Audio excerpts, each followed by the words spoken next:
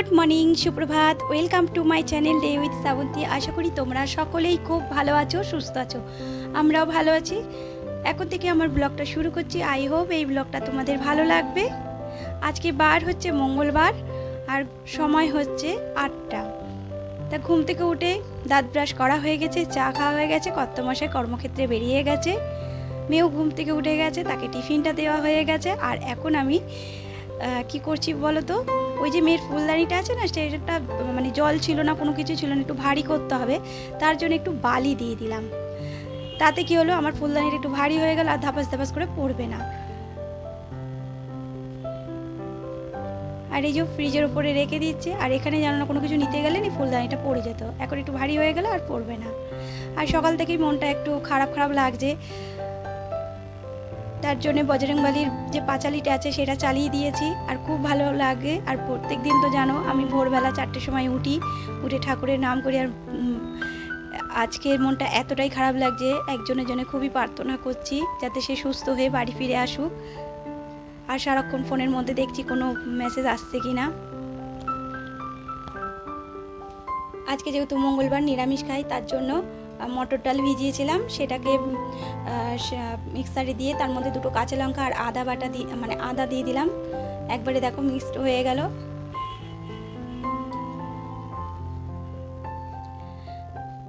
এরপরে চলে এলাম, ওই যে বৃষ্টি হয়েছিল, সব জামা কাপড়গুলো উপরে যে মিলেছিলাম পাকার হাওয়াতে কিন্তু শুকিয়ে গেছে, সেগুলোকে ভাঁজ করে রেখে দেবো। আর প্রচুর জামা কাপড় রয়েছে, আজকে আর কাচবো না।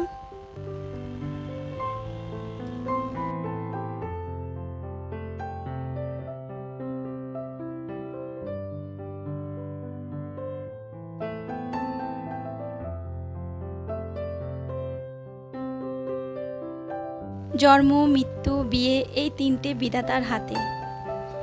আমরা সেখানে কিছুই করতে পারি না। সে চাইলে তার রাখবে, আর সে না চাইলে সে তার কাছে ডেকে নেবে। কেন বলছি এত কথা? কারণ ওই যে বললাম আজকে সকাল থেকে মনটা খারাপ লাগছে। চলো আসল কথায় চলে যাই। আমাদের ইউটিউবে একটা পরিবার মতো হয়ে গেছে। আমরা পরস্পর অনেক বন্ধু, দিদিভাই, দাদা ভাইদেরকে পাশে পেয়েছি। সেরকমই এক বন্ধুর হাজব্যান্ড গতকাল রাতে হসপিটালে ভর্তি হয়েছে। আর তার ওটি ছিল 10টায়, 12টায় তার ওটি কমপ্লিট হয়েছে, তাকে বেডে দিয়েছে। আর আজকে ভোরবেলার দিকে তার জ্ঞান এসছে।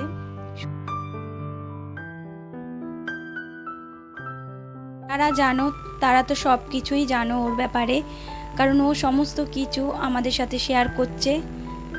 আর যারা জানো না তাদের উদ্দেশ্যে বলছি, ওর স্বামীর প্রচণ্ডভাবে অসুস্থ আর ক্যান্সারে আক্রান্ত রয়েছে।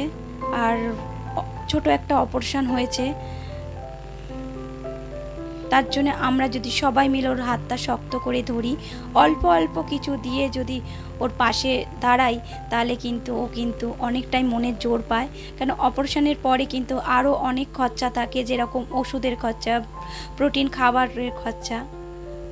ওর ঘরে যে মানে একজনে যে কাজকর্ম করতো, সেই মানুষটাই দেখো আজকে হসপিটালে বেডে শুয়ে রয়েছে। আর এক অসুস্থ ছেলে ঘরে রয়েছে, সেই অসুস্থ ছেলেকে রেখে রেখে ও হসপিটাল আর ঘর করছে। আর আরেক ছেলে আছে, সে কলেজে পড়ে, সে একটা ছোটোখাটো একটা কাজ পেয়েছে। চলো না আমরা ওর পাশে গিয়ে দাঁড়াই।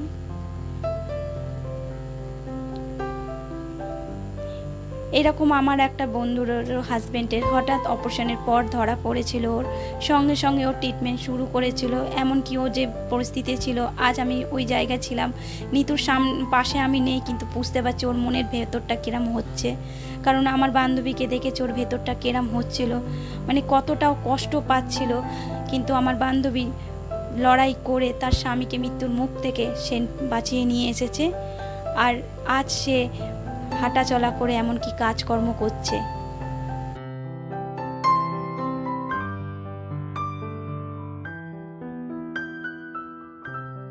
নিতু বোনকে চেনেন না তারা প্লিজ নিতুর কাহিনী ব্লগে যান, তার ভিডিওটা ফুল ওয়াচ করুন, তাহলেই বুঝতে পারবেন তার পরিবারের কি সমস্যা দিয়ে তারা যাচ্ছে।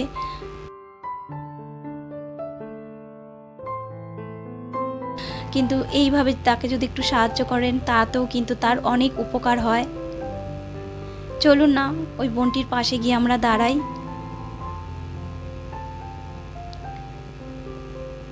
অনেক কথা বললাম ভারী ভারী, সত্যি কথা বুঝে মনটা খারাপ লাগছিল। এরপর দেখুন আমি কাজে চলে গেলাম।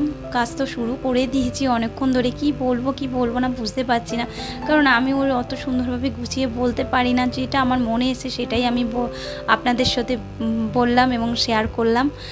আর আপনারা যারা আমার পুরনো বন্ধুরা আছেন তারা তো জানেন আমি কথাগুলো ঠিকমতো বলতে পারি না।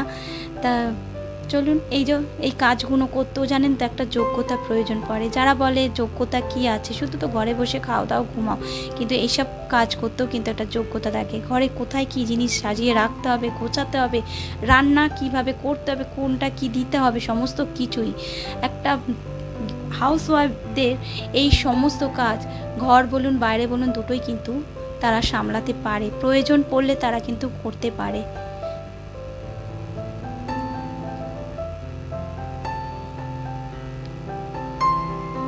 আর দেখুন ঘরের বক্স খাট যেহেতু, ওখান থেকেও দেখুন আজকেও কতটা ঝুল বার করেছি। আর কি বলুন তো, হাজব্যান্ডরা, অনেক হাজব্যান্ড আছে একা অফিস থেকে এলে কাজ থেকে এসে হাতাহাতি কাজ করে, কিন্তু অনেক হাজব্যান্ড আছে যারা কাজ থেকে এসে কিন্তু একটু ওয়াইফদের হাতে হাতে কাজ করবে তা নয়, তারা এসে কিন্তু ক্লান্ত হয়ে যায়, তখন বলে উফ আমার কাজটা তোমরা করো দেখি কিরম করতে পারো। কিন্তু তারা বোঝে না সে ঘর বলো বা বাইরে বলো দুটো কাজে কিন্তু সমান হয়।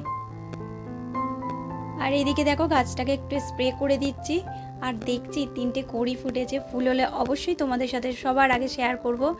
আর এদিকে দোকানের দিকে দৌড়ালাম, আলু শেষ হয়ে গেছে কালকে রাতেই, মানে বলতে ভুলে গেছি। কত মাসে অনেকবার দোকানে গেছিলো, আলুর কথাটাই বলতে ভুলে গেছি।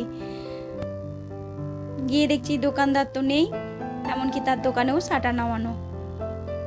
ওই 2টো আলু রয়েছে, সেই 2টো আলু দিয়েই আজকে তরকারিটা করে রাখবো রাতের। আর এই বেলায় করবো ওই পাঁপড় ভাজ বা ডালের বড়া। আর আগের দিন যে ডালটা করেছিলাম সেই ডালটা অনেকটাই বেশি করে রেখেছিলাম, যেহেতু নিরামিষ ডাল ছিল।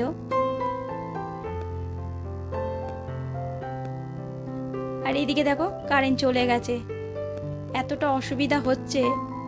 আর মোবাইলে টর্চ জ্বালিয়ে আমি কাজগুলো করছি। পাক্কা 1 ঘন্টা কারেন্ট ছিল না। কারেন্ট গেলে তো আমাদের এখানে আবার জলও চলে যায়। ভেবেছিলাম চান করে সেই সব ভাজবো, কিন্তু আর কোথায় হলো, কারণ এসে যদি এগুলো করি আবার সেই ঘামবো, শরীর খারাপ লাগবে। ওর জন্য একবারে সমস্ত কাজ সেরেই স্নানে যাব।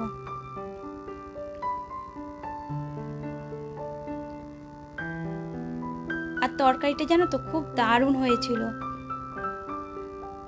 আমাদের ঘরে বড়ার তরকারি হলে আমার কর্তামশাই আর আমার মেয়ের আর কিছু দরকার পড়ে না। ওরা খুব ভালোভাবে এই বড়ার তরকারিটা খেতে পছন্দ করে। প্রতিদিনের মতো আজও তোমাদের বলবো, আমার ভিডিও যদি কোনো অংশ তোমাদের ভালো লাগে অবশ্যই লাইক কমেন্ট শেয়ার আর পাশে থেকো। আর আমার চ্যানেলটাকে সাবস্ক্রাইব করার ইচ্ছে থাকলে অবশ্যই সাবস্ক্রাইব করে পাশে বেল আইকনটা প্রেস করে দিও। আমি নতুন ভিডিও ছাড়লে সঙ্গে সঙ্গে তোমাদের কাছে নোটিফিকেশন পৌঁছে যাবে। আর যে সকল বন্ধুরা এই সমস্ত কাজ করে রেখেছো তাদেরকে অসংখ্য ধন্যবাদ আমার ভিডিও দেখার জন্য, আমার পাশে থাকার জন্য। আর এইদিকে দেখো এই ড্রামটা আমি জল এনে ভরে রাখছি, এতে সুবিধা হয়, কারেন্ট চলে গেলে এই জলটা তখন কাজে লাগে। আর এই যে মেয়ে গপু সোনাকে দিয়ে দিচ্ছে লাড্ডু, যেহেতু যে নাড়ু একটা দিয়েছি ওই জন্য আজকে লাড্ডু দিলাম। আর এদিকে ঠাকুরে যে ভোগ দিয়েছিলাম সেই বাসনগুলো আজকে আমার মেয়েই মেজেছে, সেগুলোকে আমি এখন আলমারিতে তুলে রাখবো। আর নিতু বোনের আমি ফোন নাম্বারটা দিয়ে কেউ যদি ফোনপে থেকে বা গুগল পেও আছে, আর যাই দাও না কেন আগে এই নাম্বারে ফোন করে নিতুদির সাথে কথা বলে নিও। তাহলে চলো ভিডিওটা এখানে শেষ করছি। তোমরা ভালো থেকো, সুস্থ থেকো, নিজের শরীরে যত্ন নিও। আবার আসবো একটা নতুন ব্লগের সাথে, হাজির হবো। Tata, bye bye.